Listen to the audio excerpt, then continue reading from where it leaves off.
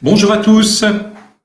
Alors, bienvenue à ce webinaire qui sera consacré à la gestion du CSE et au recours aux expertises. Donc, je suis Monsieur Jean-Hugues Roquel, consultant chargé de mission auprès du cabinet Technologia Expertise, et je serai assisté d'Émilie Gentil du service communication du groupe, et c'est grâce à elle que ce webinaire peut se tenir aujourd'hui. Donc, elle recueillera vos questions auxquelles nous répondrons à la fin de cette présentation. Alors, cette présentation va s'articuler autour de 4 thèmes principaux. Le premier thème consistera donc à parler des ordonnances Macron et du passage du CE en CSE. Et nous verrons que le bureau du CSE n'a pas toute liberté pour gérer le CSE. Le deuxième thème consistera en l'assistance à la gestion du CSE par un expert comptable, donc les conditions de recours à l'expert et quels travaux peuvent lui être confiés pour aider le CSE dans sa gestion quotidienne. Un troisième thème très important qui est le principe de la dualité fongibilité des budgets. Donc, c'est un principe primordial pour la gestion des CSE et nous aborderons donc ce thème assez détaillé. Le quatrième et dernier point, ce sera le recours aux expertises par le CSE. Il y a un thème accessoire qui sera donc la présentation du groupe Technologia et de l'équipe de Technologia Expertise. Alors, chaque thème débutera par un sondage. C'est une petite question à laquelle vous répondrez par oui ou par non. Et il se terminera par 5 questions sous forme de QCM pour approfondir ou compléter donc le thème qui aura été abordé.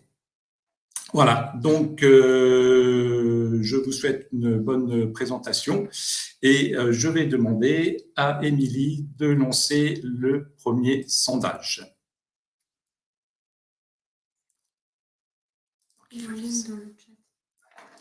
Donc, le premier sondage.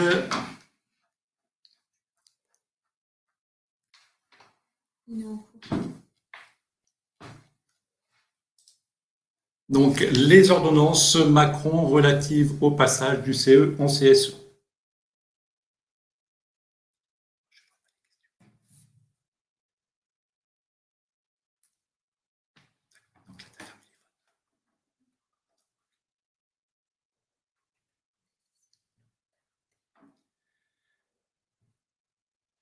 Voilà, donc on va clôturer les votes.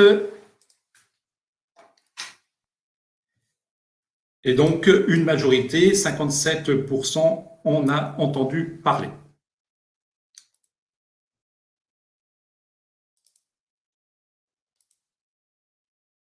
Donc, les ordonnances Macron du 22 septembre 2017. Alors, on va se positionner préalablement aux ordonnances Macron et l'employeur avait face à lui 3 instances représentatives. Les délégués du personnel dans les entreprises d'au moins 11 salariés. Et donc, les délégués du personnel représentaient les intérêts des salariés. Le comité d'entreprise qui assurait l'expression collective des salariés dans les entreprises de plus de 50 salariés. Et le comité d'hygiène, de sécurité et des conditions de travail qui avait un rôle d'amélioration des conditions de travail et de la prévention des risques professionnels. Depuis les ordonnances Macron, qui, je le rappelle, consistaient dans la nouvelle organisation des instances représentatives du personnel, donc le dialogue social au sein de l'entreprise, l'employeur n'a plus face à lui qu'une seule instance représentative, qui est le comité social et économique, lequel est composé d'un bureau, d'une instance collégiale et de commissions.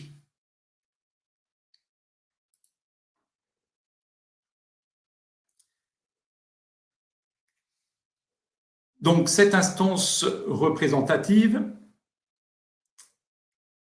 constitue une vraie instance unique et elle est dotée de la personnalité civile lorsque l'effectif de l'entreprise est au moins égal à 50 salariés. Donc, la personnalité civile signifie que le CSE peut disposer d'un patrimoine et peut engager donc des dépenses. Et pour cela, il dispose d'un budget. Et il exerce pleinement les prérogatives qui étaient dévolues préalablement aux délégués du personnel, aux membres du CSE et du CHSCT. Ce CSE est composé tout d'abord d'un bureau et c'est ce qu'on appelle le pouvoir exécutif. Il exécute les décisions prises par, et on va le voir, l'instance collégiale. Ce bureau est constitué d'un secrétaire et d'un trésorier qui sont nommés lors de la première réunion qui suivent les élections professionnelles. Alors, le secrétaire du CSE établit notamment l'ordre du jour conjointement avec l'employeur et consigne les délibérations de l'instance et procès-verbaux. Quant au trésorier, il est responsable de tous les éléments comptables en rapport avec les activités du CSE. Donc, la tenue des comptes, la présentation d'un rapport annuel, la présentation d'un rapport de fin de mandat. Des adjoints à ces fonctions peuvent être désignés, ce n'est pas une obligation dans les CSE d'établissement, ou doivent l'être, et c'est le cas notamment du secrétaire adjoint dans le CSE central.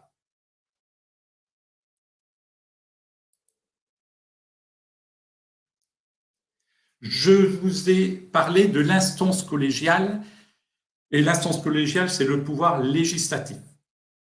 C'est-à-dire que les décisions sont prises à la majorité des élus titulaires présents lors des réunions plénières. Et cette instance collégiale a un rôle majeur au sein du CSE. Je prends deux exemples.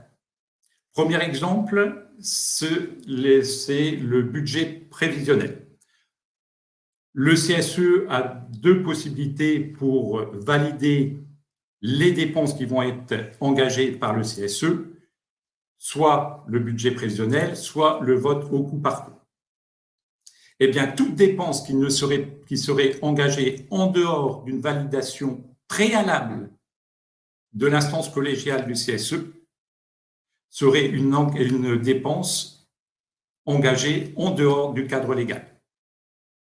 Deuxième exemple de l'importance de l'instance collégiale, dans le cas où le CSE doit déterminer les personnes ayant la possibilité de signer des chèques auprès des établissements bancaires, eh bien, le nom et les fonctions des personnes doivent être indiqués dans un procès-verbal et donc le CSE vote sur ces personnes qui bénéficieront de la procuration sur les comptes bancaires. Donc, instance collégiale très importante et le bureau du CSE ne fait que exécuter, avec quelques petites libertés, mais ne fait que exécuter les décisions prises par l'instance collégiale. Et le CSE dispose aussi de commissions facultatives ou obligatoires. Nous en avons listé quelques-unes. La plus importante, bien entendu, étant la commission santé, sécurité et conditions de travail dans les entreprises d'au moins de 300 salariés. Voilà pour cette première partie. Et comme je vous l'ai dit, chaque partie se termine par 5 questions QCM. Je vais demander à Émilie d'ouvrir la première question. Voilà, tous les CSE disposent de la personnalité civile et morale. Oui ou non?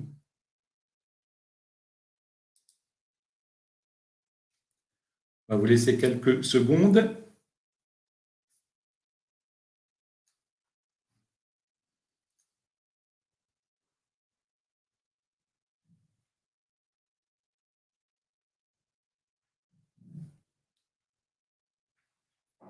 On va fermer les votes. Donc, la question était tous les CSE disposent de la personnalité civile et morale. Il y a eu 80% de oui. Eh bien, ce sont les 20% qui ont raison, puisque les CSE dans les entreprises de moins de 50 salariés ne disposent pas de la personnalité civile et morale. Ce ne sont que les CSE dans les entreprises d'au moins 50 salariés. La deuxième question, les CSE dans l'effectif de l'entreprise inférieure à 50 salariés peuvent disposer d'une subvention de fonctionnement. Oui, si négociation avec l'employeur, non, jamais. Donc, dans les CSE dont l'effectif de l'entreprise est inférieur à 50 salariés.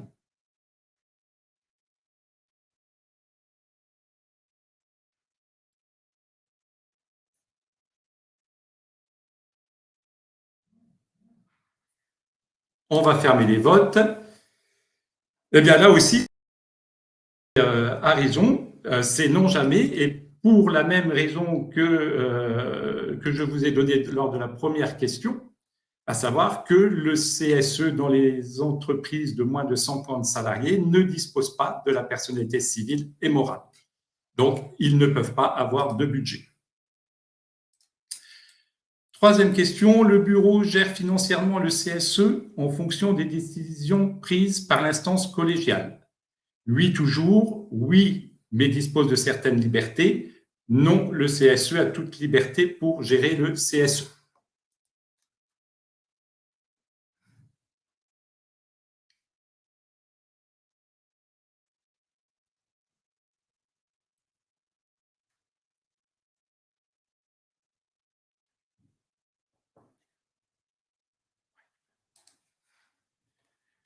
Alors, oui, le bureau gère financièrement le CSE en fonction des décisions prises par l'instance collégiale, bon, mais dispose de certaines libertés qui sont malgré tout limitées.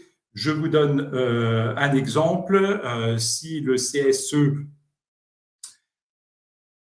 l'instance collégiale du CSE a validé une dépense de 15 000 euros au titre des bons de rentrée scolaire. Eh bien, le bureau aura liberté de choisir le prestataire avec lequel il va contracter. Le secrétaire adjoint et le trésorier adjoint sont obligatoires dans les CSE d'établissement.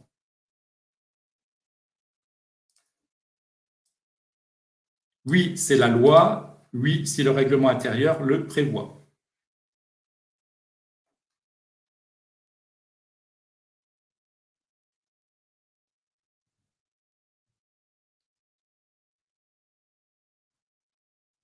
Donc, on va fermer les votes. Voilà, 83% de personnes ont donc répondu oui, si le règlement intérieur le prévoit. Et effectivement, puisque le secrétaire et le trésorier dans les CSE d'établissement ne sont pas obligatoires. Au sein du CSE central, le secrétaire adjoint remplace automatiquement le secrétaire en son absence. Oui, c'est la loi. Non, il faut nommer un remplaçant à chaque absence du secrétaire.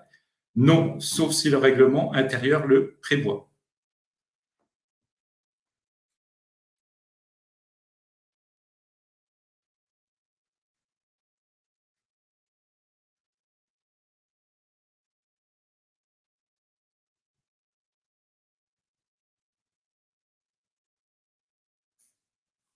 On va fermer les votes. Alors, non, ce n'est pas automatique. Voilà. Donc, il faut nommer un remplaçant à chaque absence du secrétaire. Et c'est aussi le cas si le règlement intérieur prévoit donc que le secrétaire adjoint remplace le secrétaire titulaire. Nous allons passer au deuxième thème relatif à l'assistance. Ah, excusez-moi, on a oublié une question qui est le sondage, effectivement, du deuxième thème. Connaissez-vous les obligations légales pour un CSE d'avoir un expert comptable? Donc, on ouvre les votes.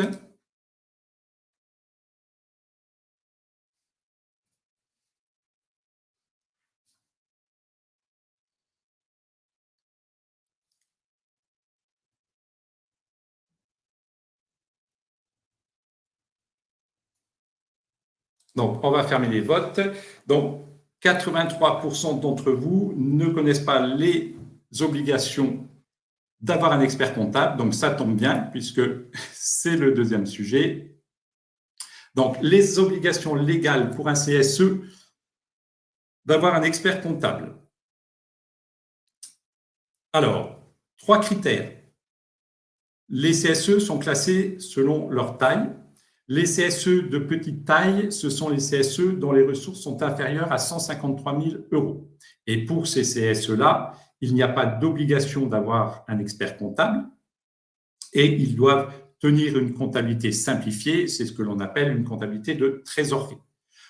On enregistre les dépenses et les recettes qu'au moment de leur inscription en banque. Les CSE de taille moyenne, ce sont les CSE dont les ressources sont supérieures ou égales à 153 000 €. Là, il y a obligation d'un expert comptable. Toujours la possibilité de tenir une comptabilité simplifiée sous forme de comptabilité de trésorerie. Et les CSE de grande taille, ce sont les CSE qui remplissent au moins 2 des 3 critères qui sont définis en haut de la page, à savoir des ressources, alors il y a un petit oubli, ce sont des ressources de 3,1 millions d'euros, un nombre de salariés du CSE et non pas là de l'entreprise, nombre de salariés du CSE à partir de 50 et un total du bilan de 1,55 million d'euros. Si un CSE remplit 2 de ces critères-là, eh bien, il est considéré comme un CSE de grande taille. Et à ce moment-là, il a non seulement l'obligation d'avoir un expert comptable, mais aussi un commissaire aux comptes. Et il doit tenir une comptabilité d'engagement, c'est-à-dire que l'on enregistre les factures à leur réception et on enregistre ensuite les règlements. Donc, c'est une comptabilité où on s'engage sur les dettes et les créances.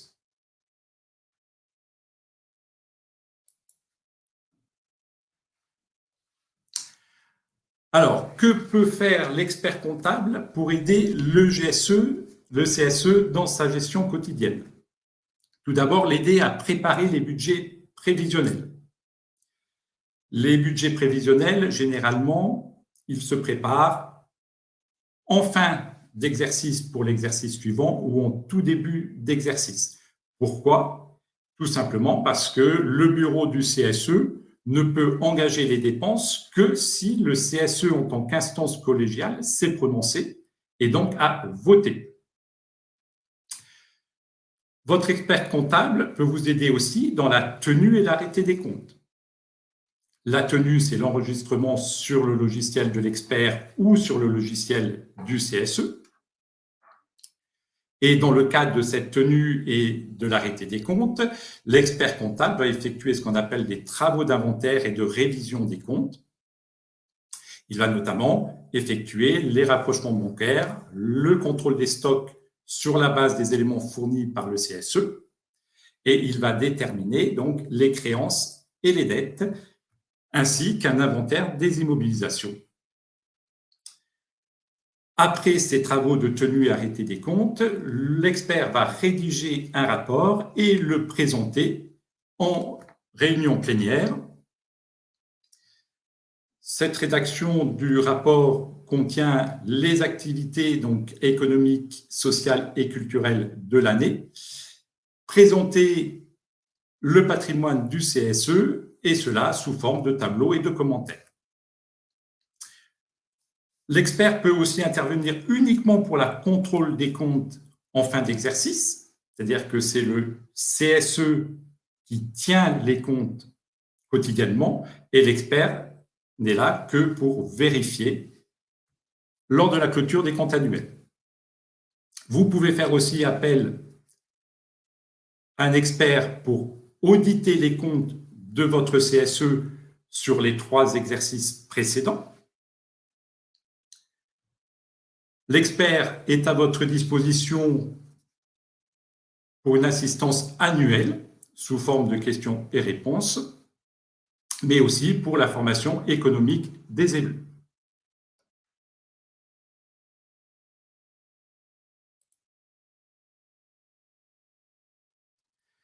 Je vous ai dit tout à l'heure qu'il y avait 2 possibilités pour voter les budgets prévisionnels.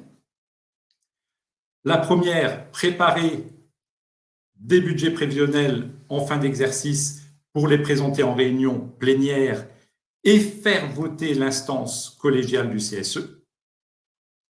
Et l'intérêt donc d'un budget prévisionnel, c'est de faire voter qu'une seule fois la politique économique et sociale du CSE. Vous avez aussi, lorsque le CSE prépare un budget prévisionnel, la possibilité de présenter ce budget avec le réalisé en cours d'année pour vérifier que les lignes budgétaires ne sont pas dépassées. Le CSE a aussi la possibilité de voter au coup par coup en prévoyant des votes réguliers en réunion plénière. Alors, nous conseillons généralement au CSE de préparer aussi un document de type plaquette à remettre aux salariés qui détaille les activités sociales et culturelles mises en place par le CSE ainsi que leurs conditions d'attribution.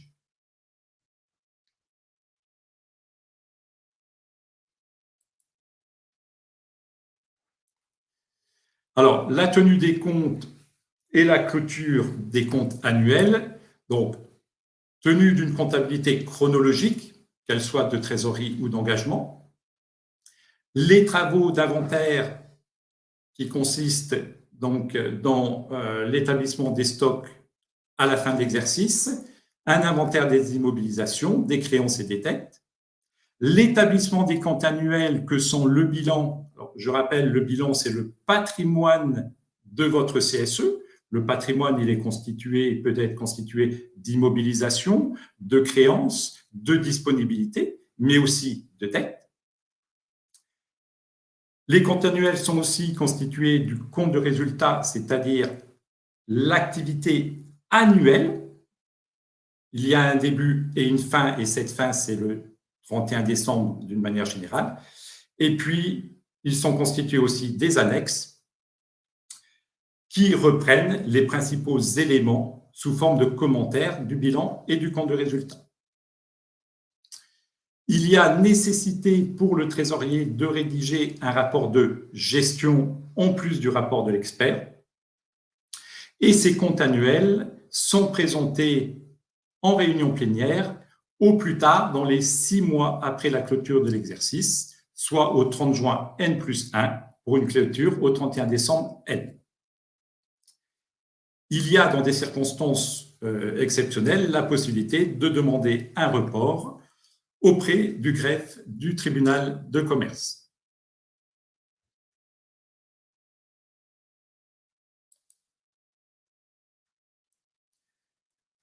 Donc, nous en avons terminé avec ce deuxième thème et on va commencer donc les questions sous forme de QCM. Alors, première question, l'unique critère pour un CSE de disposer obligatoirement d'un expert comptable est celui des ressources. Oui, non, 2 critères doivent être remplis.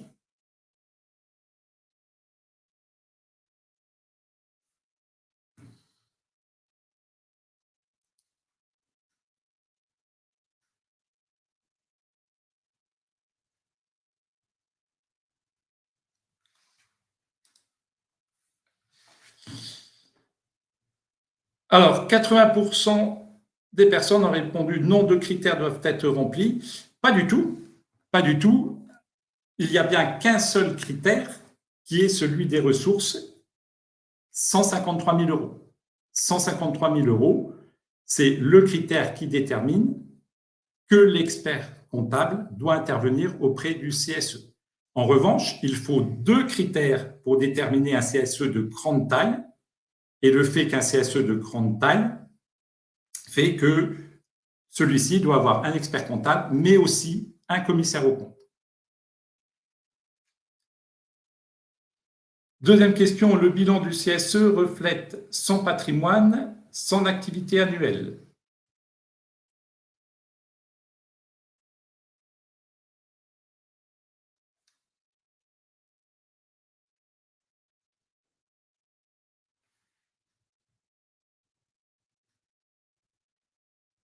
Donc, on va fermer les votes. Voilà, donc le bilan, bien entendu, consiste en une photographie du patrimoine du CSE et non pas l'activité annuelle, puisque l'activité annuelle, c'est le compte de résultat. Troisième question, toute dépense non prévue dans le budget prévisionnel n'est pas engagée dans un cadre légal. Vrai dans tous les cas, faux dans tous les cas, faux dans le cas d'un vote au coup par coup.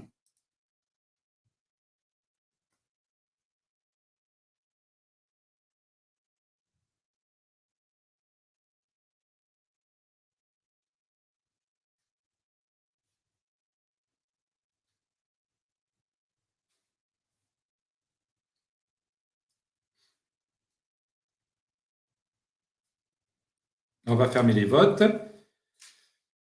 Donc, 67% d'entre vous ont répondu qu'elle était légale dans le cas d'un vote au coup par coup. C'est exact. Donc, deux possibilités. Soit le budget prévisionnel a prévu la dépense, soit c'est un oubli et à ce moment-là, au lieu de représenter un nouveau budget prévisionnel, il y a aussi la possibilité d'effectuer un vote au cours d'une réunion plénière. Les comptes annuels sont composés du bilan, compte de résultat et des annexes, ou du grand livre et du compte de résultat.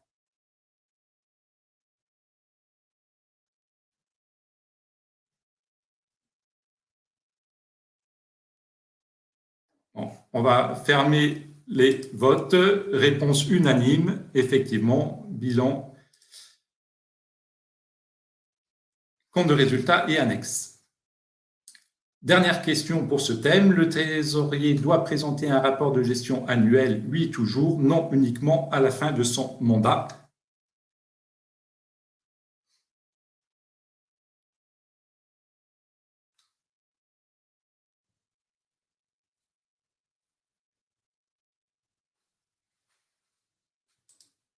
On va fermer les votes. Et donc, oui, tout à fait. Réponse unanime. Une réponse unanime. Donc, un rapport annuel est obligatoire. On va ouvrir le troisième thème, qui est le principe de dualité. Connaissez-vous le principe de la dualité fongibilité des budgets?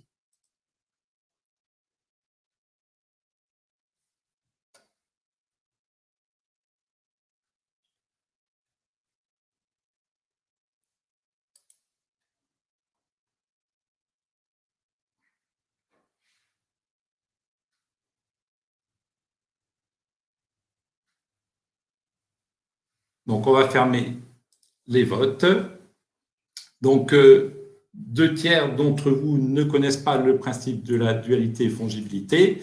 Nous allons l'expliquer. Alors, le CSE dispose de deux budgets. Le budget des attributions économiques et professionnelles, ce que l'on appelait précédemment le budget de fonctionnement, et le budget des activités sociales et culturelles. Concernant le budget des activités économiques et professionnelles, c'est l'article 23 15 61 du Code du travail qui définit les dépenses pouvant être engagées dans le cadre de ce budget. Les dépenses courantes, Donc, fourniture, frais des élus. On va mettre un bémol sur le frais des élus. La reprographie, les contrats d'assurance. Autre poste, la formation des élus. Les frais de rédaction des procès-verbaux. Les honoraires et études, notamment comptables, avocats. Les abonnements divers et les outils de communication que peuvent être le téléphone, le portable ou l'ordinateur. Alors, je dis un bémol sur les frais des élus, dans le sens où si ces frais sont engagés dans le cadre des missions sociales et culturelles, exemple, un élu qui se déplacerait pour aller visiter un chalet qui fait partie du patrimoine du CSE, eh bien, ces frais doivent être pris en charge par le budget des activités sociales et culturelles. Retenez un principe important qui est que l'accessoire suit le principal. Si le principal, c'est une activité sociale et culturelle, l'accessoire doit suivre. Pour le budget des ASC, ce sont différents articles du Code du travail, mais ces articles ne disent pas quelles sont les activités sociales et culturelles. En gros, il s'agit des chèques cadeaux, culture ANCV, des abonnements et maintenances pour les sites de prestations qui gèrent les activités sociales et culturelles. Ça peut être tout ce qui est billetterie, voyage, sortie, les activités sportives et tout ce qui concerne les bons cadeaux. On va les lister ensuite. Attention au fait que le calcul de la contribution annuelle aux activités sociales et culturelles, comme pour les AEP, a été modifié. Dorénavant, c'est un accord qui est fixé par accord d'entreprise, ou alors c'est en référence au rapport entre la contribution de l'exercice précédent et la masse salariale brute de l'année précédente.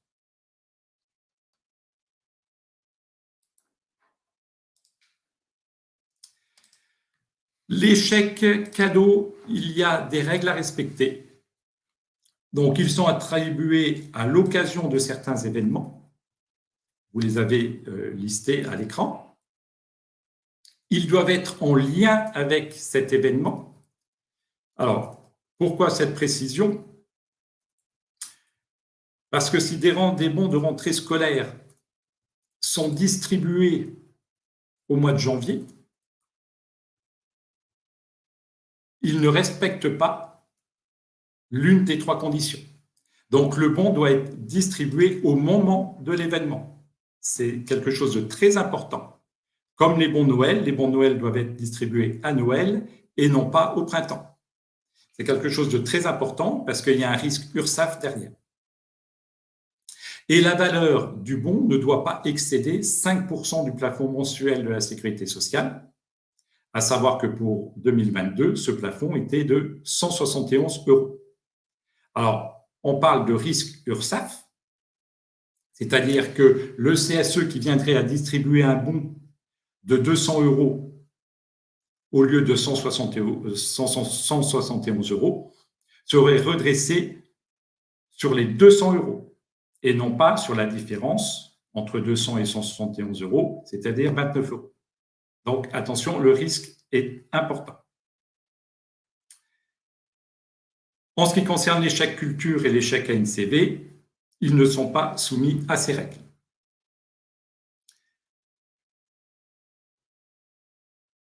Les sanctions en cas d'utilisation non conforme du budget du CSE, et c'est là où on va parler du principe de dualité et de fongibilité des budgets, c'est une condamnation pénale qui est l'abus de confiance. Alors, le principe de dualité et de fongibilité des budgets. Pour faire simple, c'est que le CSE dispose de deux budgets, AEP et ASC, et il est strictement interdit d'utiliser l'un des deux budgets pour engager des dépenses qui concernent notre budget. Si il s'agit d'une activité sociale et culturelle, il est strictement interdit d'utiliser le budget de fonctionnement, AEP, pour engager cette dépense. Ce principe de fongibilité ou de dualité est primordial. En revanche, depuis les ordonnances Macron, il est possible, en fin d'exercice, et si le résultat est excédentaire pour les budgets AEP et ASC, de transférer 10% de cet excédent vers l'autre budget. Généralement, ce qu'il se fait, c'est 10% du budget AEP vers celui des ASC. C'est la seule possibilité que le CSE a pour transférer des fonds d'un budget vers l'autre. Mais tout au long de l'année, s'il s'agit de dépenses sociales et culturelles, elles ne peuvent en aucun cas être prises sur le budget des AEP.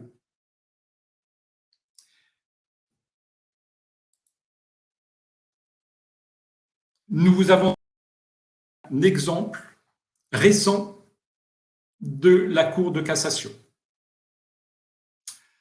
L'origine du litige consistait dans le fait qu'un prestataire d'un logiciel qui permettait de gérer les fonctionnalités pour les salariés d'accéder à de la billetterie, eh bien, ce prestataire avait indiqué aux membres du CSE que cet achat correspondait à de la communication du CSE et que par conséquent, il pouvait s'imputer sur le budget de fonctionnement. Et donc, la décision de la Cour de cassation a dit non, c'est strictement interdit. Donc, faites attention.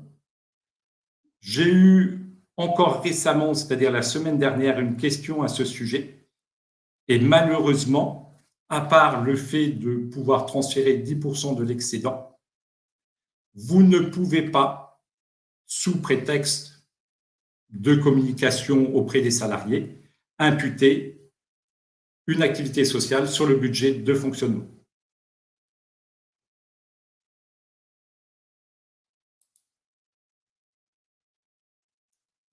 Donc, dans le cas de non-respect du principe de dualité des budgets, un ou plusieurs membres du CSE peuvent agir sur le fondement de l'abus de confiance contre un autre membre du CSE en cas d'utilisation détournée des fonds du CSE, c'est-à-dire du non-principe de fongibilité et de dualité.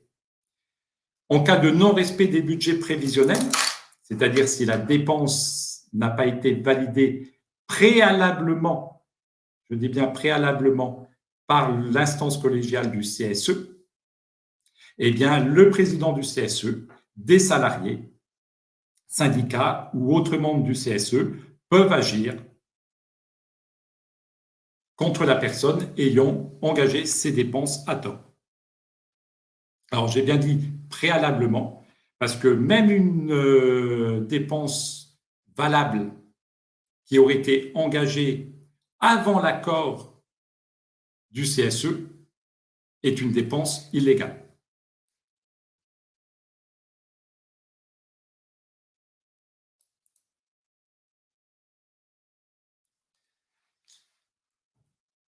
Très prochainement, les CSE vont être renouvelés. Il va y avoir de nouvelles élections professionnelles. Et dans ce cadre, le trésorier va devoir rédiger un rapport de gestion de fin de mandat, donc qui est différent du rapport de gestion annuel. Faites-vous aider par un expert comptable pour préparer ce rapport de fin de mandat. Nous vous avons listé les principaux documents et informations qu'il faudra remettre aux nouveaux membres du bureau du CSE et notamment l'inventaire des biens du comité, tous les justificatifs comptables pendant le mandat, donc sur les 4 années, les informations bancaires concernant les comptes du CSE, s'il y a d'éventuels contentieux en cours, les informations relatives aux activités sociales et culturelles qui ont été mises en place, les rapports annuels d'activité et de gestion. Donc, toutes ces informations vont devoir être remises aux nouveaux membres, au nouveau bureau du CSE.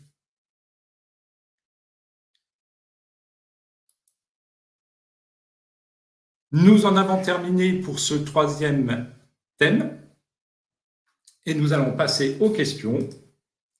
Première question, les activités pouvant être prises en charge par le budget des AEP sont prévues par le Code du travail. Vrai ou faux?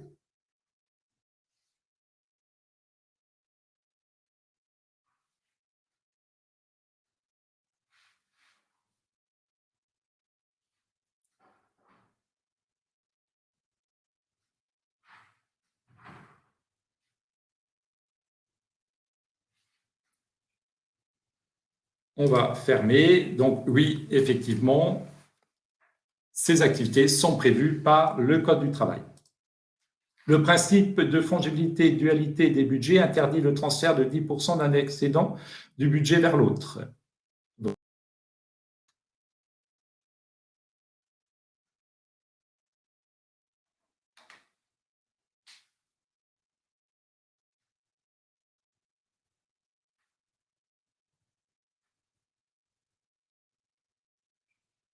On va fermer. Donc, 86% de bonnes réponses. Il est tout à fait possible de transférer donc 10% de l'excédent d'un budget vers l'autre. Ce n'est pas ce que l'on appelle le principe de dualité, de fongibilité des budgets. Le taux moyen des activités sociales et culturelles en France est d'environ 1% de la masse salariale, 3% de la masse salariale, 5% de la masse salariale.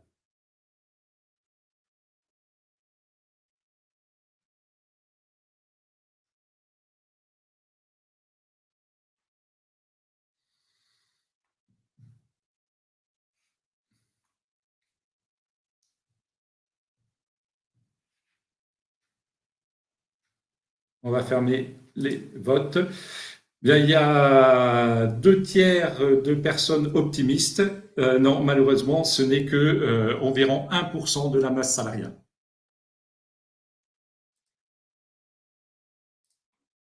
Si le CSE transfère 10% de son excédent AEP vers le budget des ASC, il devra obligatoirement financer 20% des expertises OS au cours des 3 années suivantes. Vrai dans tous les cas, faux dans tous les cas, vrai dans la limite de 1/3 de son budget.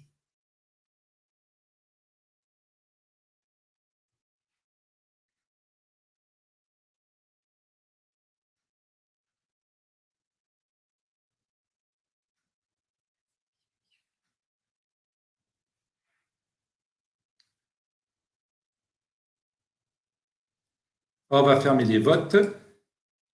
Alors, il n'y a pas beaucoup de bonnes réponses. Oui, il va devoir financer 20% des expertises OS. Si vous transférez, si le CSE transfère le 10% de son budget AEP vers les ASC, il va devoir financer donc 20% de l'expertise, ou alors ne pas recourir à un expert dans ce cadre-là. La réservation d'une salle pour accueillir les salariés dans l'entreprise dans le cadre d'une opération de communication du CSE est une activité prise en charge par le budget des AEP. Vrai ou faux?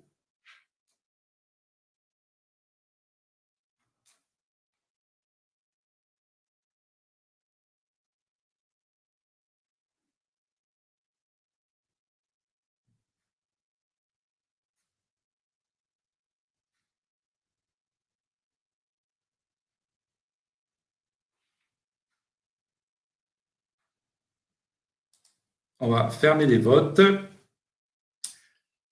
Donc, non, c'est bien ce que j'ai dit.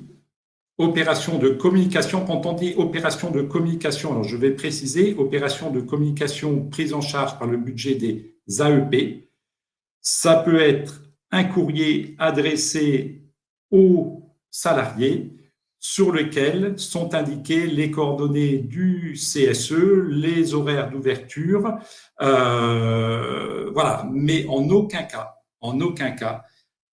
une manifestation, la location d'une salle avec petit apéro ne peut constituer une activité prise en charge par le budget des AEP. C'est forcément le budget des activités sociales et culturelles.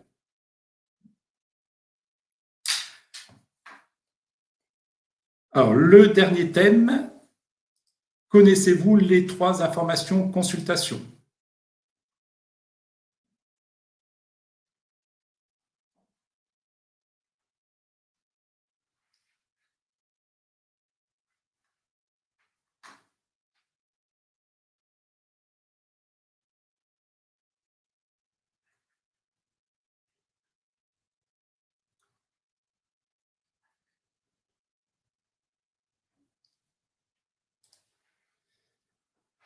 Ah, c'est très partagé, hein, 50-50. Donc, on va voir quelles sont les informations consultation obligatoires.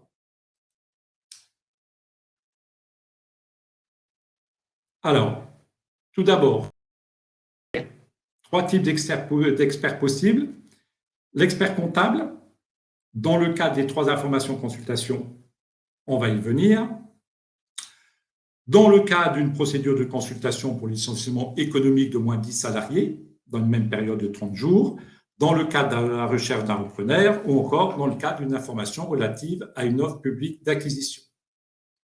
Autre expert, un expert habilité, dans ce cas, dans le cas des introductions de nouvelles technologies ou de projets importants qui modifient les conditions de santé et de sécurité ou les conditions de travail.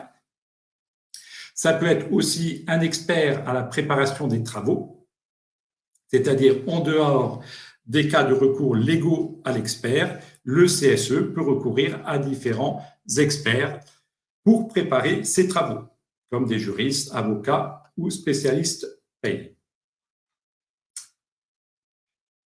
Donc, pour les 3 informations de consultation que l'on va voir, la possibilité de recours à expert pour le CSE est annuelle, sauf accord spécifique.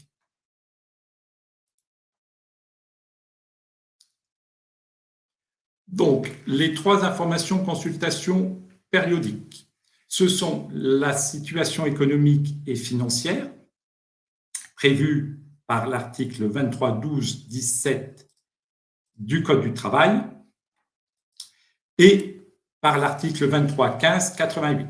Donc, 23.12.17 du Code du travail, c'est le fait d'être consulté et informé sur la situation économique et financière. Et l'article 23.15.88, c'est le fait pour le CSE de pouvoir être aidé par un expert comptable. Deuxième information consultation, la politique sociale, les conditions de travail et l'emploi, et les orientations stratégiques de l'entreprise. L'expert peut aussi aider le CSE dans le cadre d'assistance ponctuelle, dans des situations à caractère non récurrent, donc le droit d'alerte, projet de licenciement collectif, les missions auprès du comité de groupe ou du comité d'entreprise européen, les opérations de concentration d'entreprise, les offres publiques d'acquisition ou l'assistance dans le cadre d'expertise dite libre.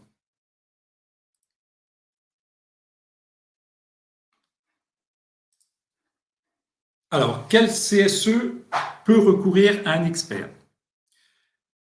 Dans le cadre des 3 informations consultation, celles relatives aux orientations stratégiques et à la situation financière de l'entreprise sont conduites au niveau de l'entreprise, ce qui signifie que seul le CSE central peut désigner un expert.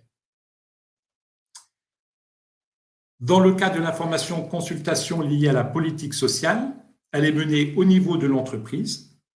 Mais s'il existe des mesures d'adaptation spécifiques au niveau de l'établissement, elle peut aussi relever du CSE d'établissement. Pour ce qui concerne les consultations ponctuelles,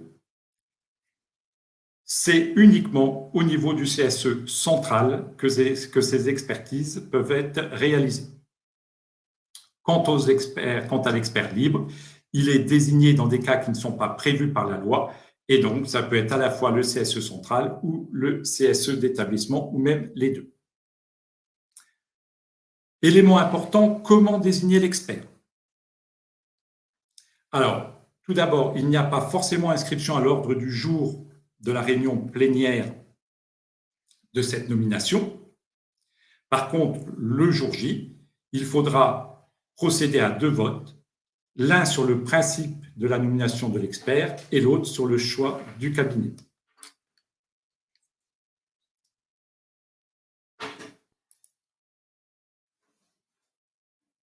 Alors, nous vous avons fait présenter un petit tableau.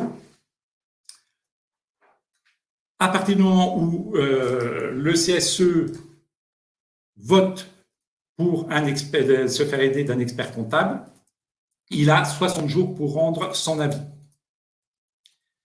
S'il ne le fait pas, il a 30 jours. Le jour J, c'est ou la première réunion de l'information consultation, ou alors c'est le jour où l'employeur remet les informations au CSE. Cela signifie que ces informations peuvent être remises avant la première réunion d'information consultation, et donc le délai court à partir de cette date. Ensuite, c'est l'expert qui intervient. Il a 3 jours pour faire une demande d'information auprès de la direction, et la direction doit répondre dans les 8 jours. L'expert a 10 jours pour envoyer sa lettre de mission, et surtout, il doit rendre son rapport 15 jours avant l'avis du CSE, c'est-à-dire à J+45.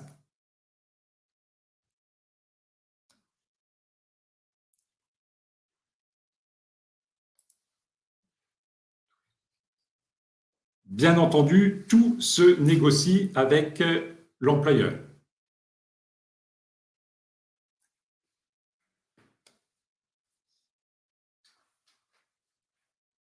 Donc, c'est ce que je viens de vous dire.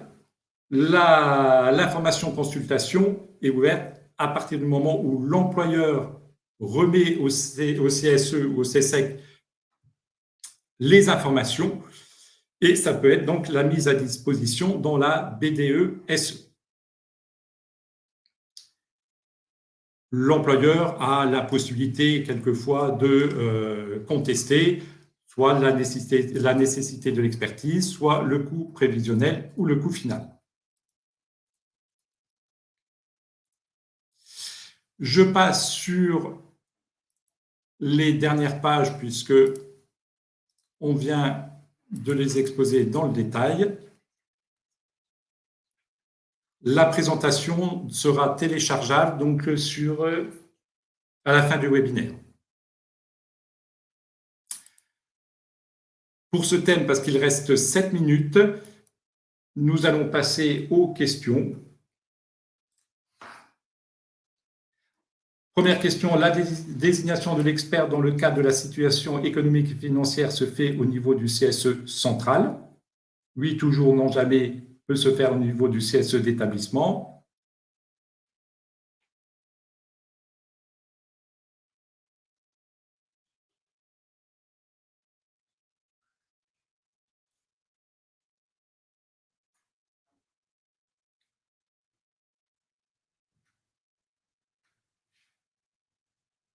On va fermer les votes. Oui, donc c'est bien au niveau du CSE central. Alors, bien sûr, quand on dit CSE central, cela signifie qu'il y a plusieurs établissements. À partir du moment où il n'y a qu'un seul établissement, c'est-à-dire que l'entreprise, ça se fait au niveau du CSE d'entreprise. Deuxième question, en cas de recours à un expert dans le cadre d'une information consultation, le délai pour rendre un avis est de 1 mois, 2 mois, 3 mois.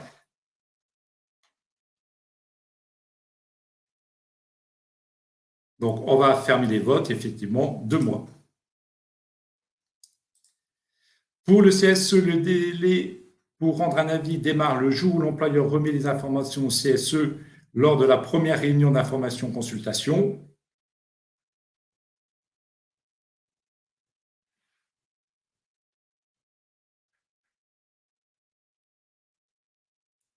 On va fermer les votes. C'est effectivement le jour où l'employeur remet les informations au CSE.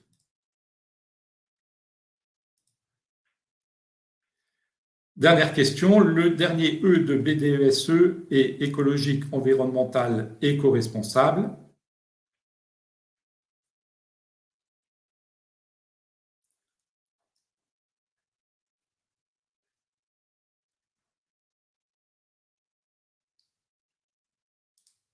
On va fermer les votes. Effectivement, environnemental, c'est devenu une obligation.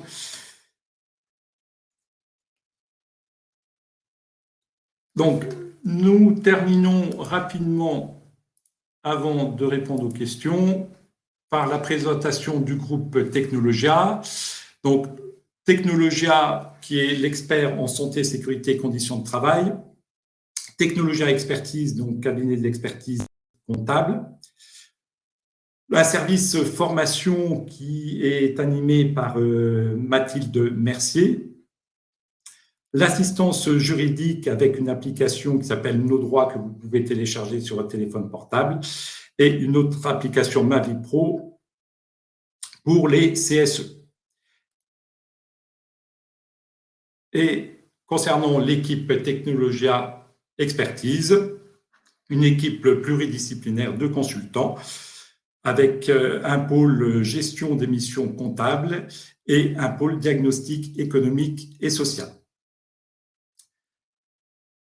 Voilà, on va maintenant consacrer les dernières minutes à répondre à différentes questions. Et n'hésitez pas à le mettre dans le chat.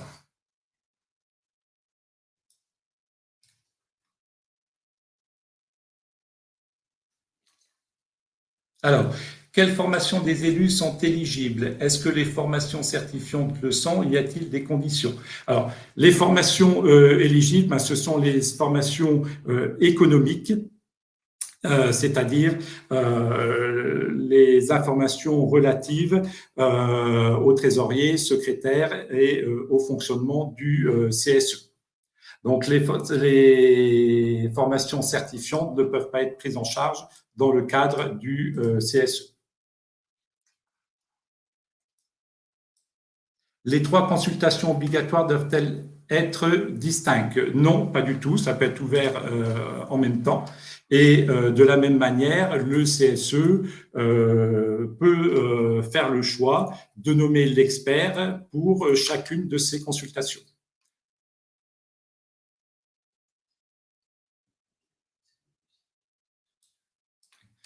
Donc, comme on l'a mis lors d'une page, le mieux est de négocier un calendrier social avec votre direction.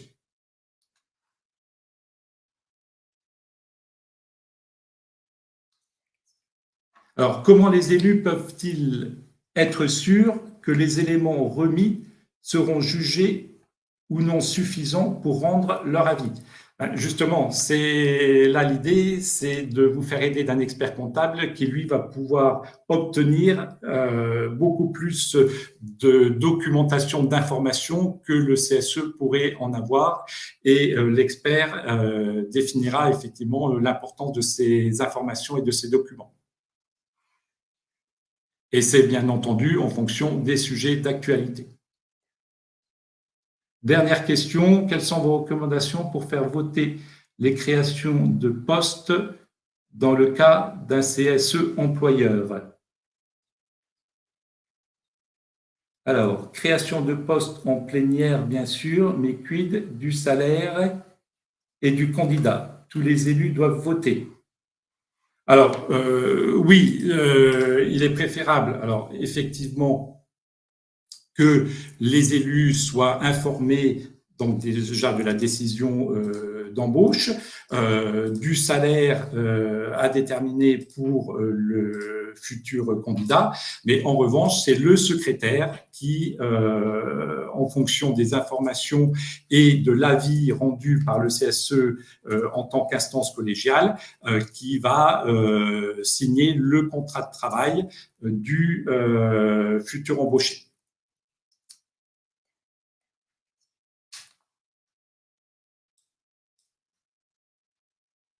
Alors, la participation, l'intéressement et la reprise sont-elles prises en charge par l'entreprise? Oui, vous pouvez préciser la question?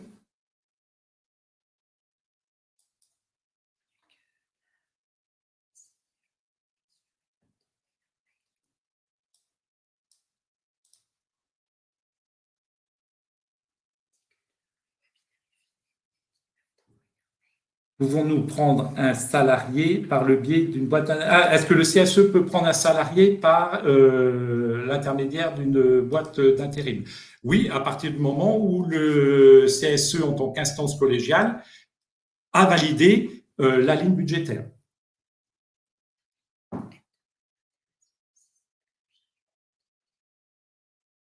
Ces deux missions sont en charge par l'entreprise.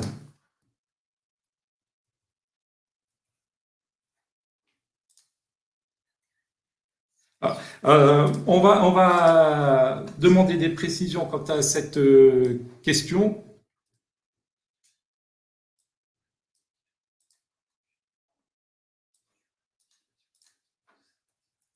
Oui, dans le cadre de la politique sociale et des conditions de travail. Ouais, d'accord. Alors, on va préciser cette question et de toute façon, on vous met une adresse mail sur laquelle vous pourrez poser des questions et nous y répondrons. Merci à tous. Au revoir.